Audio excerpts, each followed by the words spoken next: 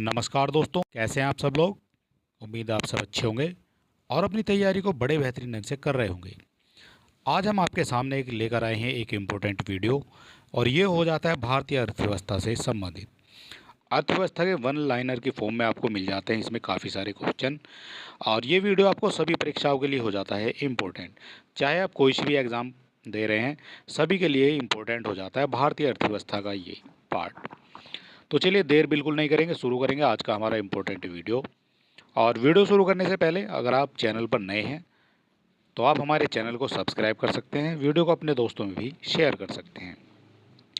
और चलिए शुरू करेंगे आज का हमारा इम्पोर्टेंट वीडियो भारतीय अर्थव्यवस्था से संबंधित। और चलिए देख लेते हैं अर्थव्यवस्था को एक दृष्टि में।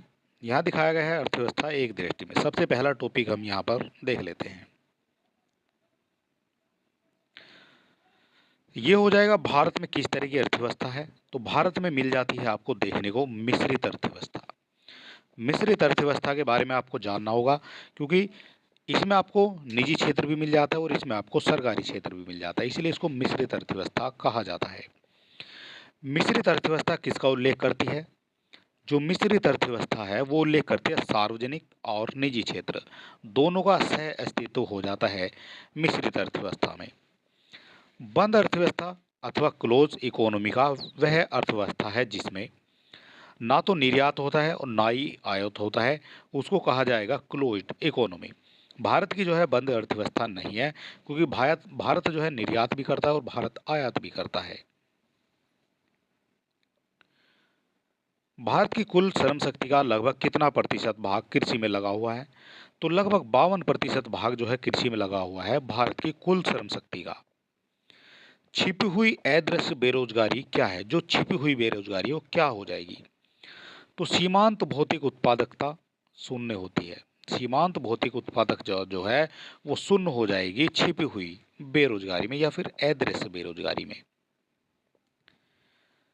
राष्ट्रीय ग्रामीण विकास संस्थान कहाँ अवस्थित है? ये हो जाता है राष्ट्रीय ग्रामीण विकास संस्थान, ये हैदराबाद में अवस्थित हो जाएगा।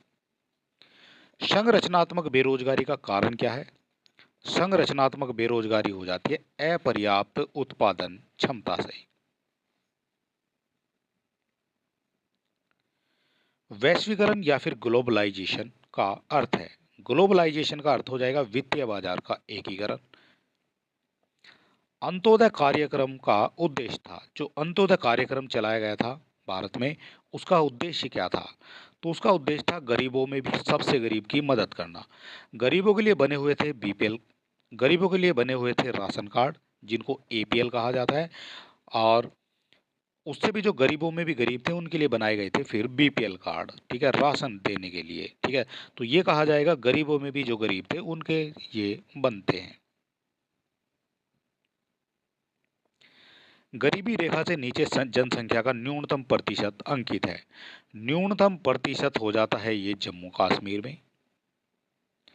किस राज्य को अत्यधिक कुपोषण के कारण भारत का इथोपिया कहा जाता है? अत्यधिक कुपोषण के कारण कहा जाता है मध्य प्रदेश को।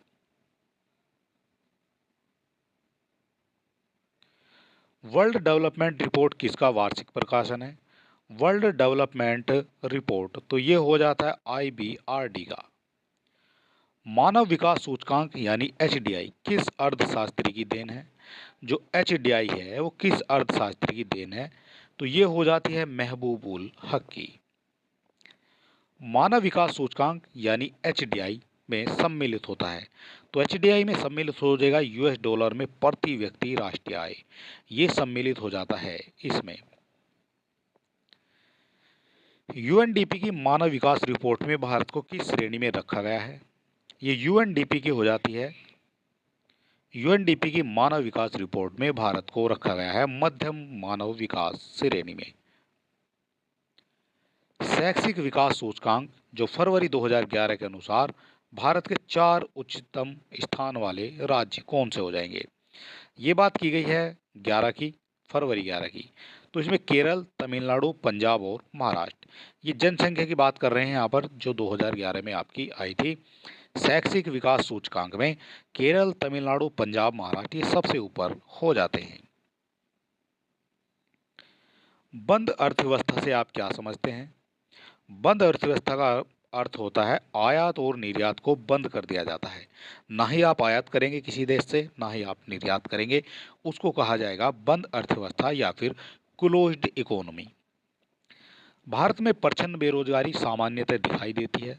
जो प्रचंड बेरोजगारी है वो सामान्यतः दिखाई देती है। तो ये दिखाई दे जाएगी आपको कृषि क्षेत्र में।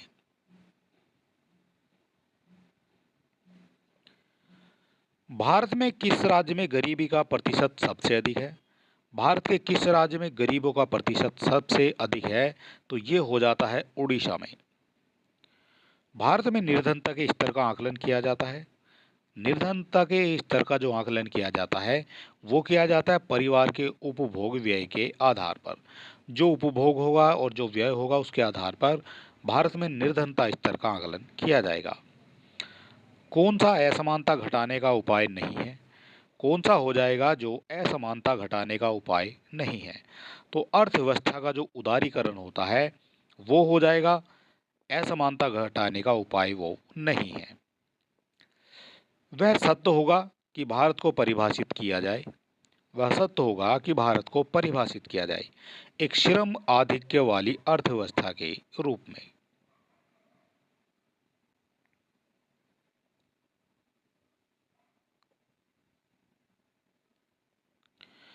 अल्प विकसित देशों में गरीबी का मुख्य कारण है। जो अल्प विकसित देश होते हैं गरीबी का कारण होता है आय में असमानता। हरित सूचकांक किसके द्वारा विकसित किया गया है? जो हरित सूचकांक है वो किसके द्वारा विकसित किया गया है? तो ये विकसित किया गया है संयुक्त राष्ट्र पर्यावरण कार्यक्रम के। किसके द्वारा भ्रष्टाचार से लड़ाई के लिए नागरिकों को मार्गदर्शिका निकाली गई है? भ्रष्टाचार से लड़ाई लड़ने के लिए मार्गदर्शिका निकाली गई है। तो ये निकाली गई है केंद्रीय सतर्कता आयोग के द्वारा। केंद्रीय सतर्कता आयोग के द्वारा निकाली गई है भ्रष्टाचार से लड़ाई लड़ने के लिए। कौन सा मानव विकास सूचकांक में शामिल नहीं है? तो सामाजिक असमानता जो है ये शामिल नहीं है विकास सूचकांक में। भारतीय अर्थव्यवस्था के उदारीकरण का अग्रदूत किसको कहा जाता है? ये कहा जाएगा भारतीय अर्थव्यवस्था के उदारीकरण का अग्रदूत। तो ये कहा जाता है डॉक्टर मनमोहन सिंह का। मानव विकास सूचकांक किसने बनाया था? यानी किसने बनाया था मानव विकास सूचकांक? तो ये बनाया गया है यूएनडीपी के द्वारा, यूनाइटेड नेशन डेवलपमेंट प्रोग्राम।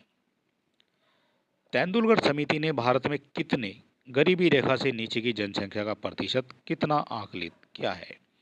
ये किया गया है तेंदुलकर समिति के द्वारा। भारत में गरीबी रेखा से नीचे की जनसंख्या का प्रतिशत कितना आंका है? तो ये होता है 37.2%। किसी अर्थव्यवस्था में क्षेत्रों को सार्वजनिक और निजी क्षेत्र में किस आधार पर वर्गीकृत किया जाता है? तो ये वर्गीकृत किया जाएगा आपका उद्यमों का स्वामित्व। अगला हमारा पॉइंट आ जाता है भारत की राष्ट्रीय आय से संबंधित। भारत की राष्ट्रीय आय से संबंधित कौन कौन से इंपॉर्टेंट क्वेश्चन हो जाते हैं देख लेते हैं। तो सबसे पहला हो जाता है हमारा भारत की राष्ट्रीय आय का प्रमुख स्रोत क्या है? भारत की राष्ट्रीय आय का जो प्रमुख स्रोत है वो हो जाता है कृषि क्षेत्र। जैसे जैसे अर्थव्यवस्था विकसित होती है राष्ट्रीय आय में तृतीय क्षेत्र का अंश बढ़ जाता है। ठीक है, ये हो जाएगा इसका करेक्ट आंसर। जैसे जैसे अर्थव्यवस्था विकसित होगी राष्ट्रीय आय में तृतीय क्षेत्र का अंश जो है वो बढ़ जाएगा। देश में राष्ट्रीय न्यायाधीश यानी एनएसएस की स्थापना कब हुई? तो ये हो जाती है 1950 में। केंद्रीय सांख्यिकी संगठन यानी सीएसओ की स्थापना हुई थी। सीएसओ की स्थापना हो जाती है 1956 में। राष्ट्रीय आय है तो राष्ट्रीय आय हो जाती है उत्पादन लागत पर निबल देशीय उत्पाद, ये हो जाती है राष्ट्रीय आय। भारत की राष्ट्रीय आय अनुमानित होती है। भारत की राष्ट्रीय आय अनुमानित होती है तो ये अनुमानित होती है केंद्रीय सांख्यिकी संगठन के द्वारा। किस राज्य की प्रति व्यक्ति आय सबसे अधिक है? तो ये हो जाती है गोवा की। भारत में चालू मूल्यों पर प्रति व्यक्ति न्यूनतम आय वाला राज्य है तो ये हो जाता है बिहार।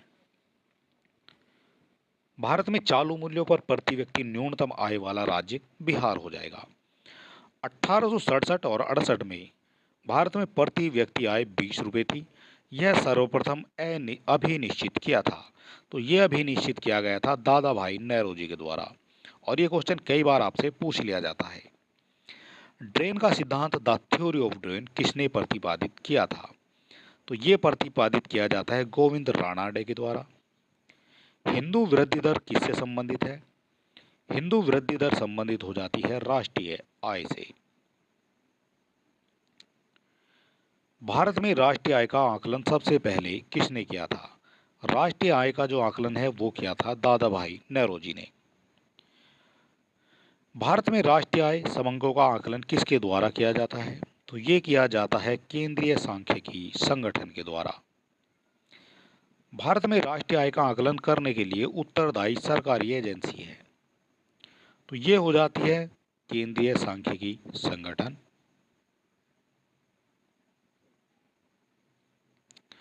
और इम्पोर्टेंट क्वेश्चन है, क्या क्या पूछा गया है आपसे यहाँ यूपी पीसीएस में और लोअर में भी ये क्वेश्चन आपसे पूछे गए हैं। किसी भी देश की आर्थिक समृद्धि का सबसे उपयुक्त मापदंड उसका क्या है? किसी भी देश की आर्थिक समृद्धि का सबसे उपयुक्त जो मापदंड है वो हो जाता है उसकी प्रति व्यक्ति उत्पाद। ऑप्शन नंबर डी हो जाएगा यहाँ पर करेक्ट आंसर। किसी देश की आर्थिक समृद्धि का सबसे उपयुक्त मापदंड जो है उसका प्रति व्यक्ति वास्तविक आय होती है। भारत की अर्थव्यवस्था है तो ये हो जाती है मिश्रित अर्थव्यवस्था। मिश्रित अर्थव्यवस्था का तात्पर्य है तो ये हो जाता है निजी और सार्वजनिक दोनों क्षेत्र की जहां विद्यमानता आ जाती है वो हो जाता है आपका मिश्रित अर्थव्यवस्था। और ये क्वेश्चन कई बार जो है आपकी परीक्षाओं में पूछा गया है। 2001 से 2 के दौरान सकल घरेलू उत्पाद वृद्धि दर रही है। ये क्वेश्चन उस समय का करंट का क्वेश्चन था, 2003 में और 2 में पूछा गया है। तो इसका उस समय करेक्ट आंसर हो जाता है 5.4। अब की जो है आपको देख लेनी है, इकोनॉमी के सारे क्वेश्चन आपको देख लेने हैं।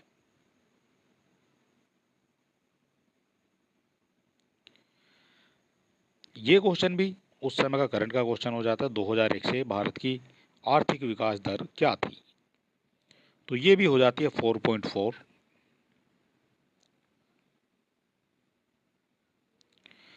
बीते हुए 90 के दशक में सकल राष्ट्रीय उत्पाद की अधिकतम वृद्धि दर किस वर्ष में थी? तो ये हो जाती है 1996 से 97 में।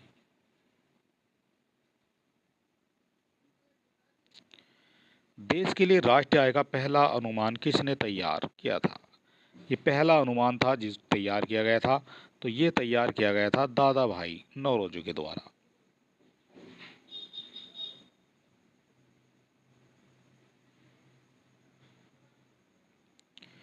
भारत में राष्ट्रीय आय समंकों का आकलन किया जाता है तो ये किया जाता है केंद्रीय सांख्यिकी संगठन यानी सीएसओ के द्वारा। कितनी बार ये क्वेश्चन पूछा गया है यहाँ आप देख सकते हैं।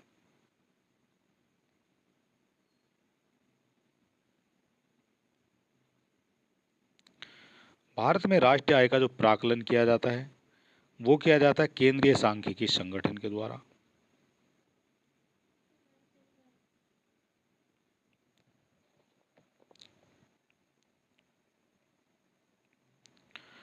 आर्थिक विकास की बेहतर माप कौन सी है? आर्थिक विकास की जो बेहतर माप है वो हो जाती है प्रति व्यक्ति आय। प्रति व्यक्ति आय निकालने के लिए राष्ट्रीय आय को भाग दिया जाता है। तो देश की कुल जनसंख्या से भाग दिया जाता है राष्ट्रीय आय को। भारत की राष्ट्रीय आय के बारे में सही कथन कौन सा है? राष्ट्रीय आय जो है संयुक्त रूप से कृषि और उद्योग की अपेक्षा सेवाओं का प्रतिशत अधिक हिस्सा अधिक है। तो ये तो कहीं ना कहीं हो जाता है करेक्ट। और चलिए दोस्तों, आज का जो हमारा वीडियो है ये हम यहीं तक जो है इसको रोकते हैं और कल हम शुरू करेंगे आपका मुद्रा और बैंकिंग।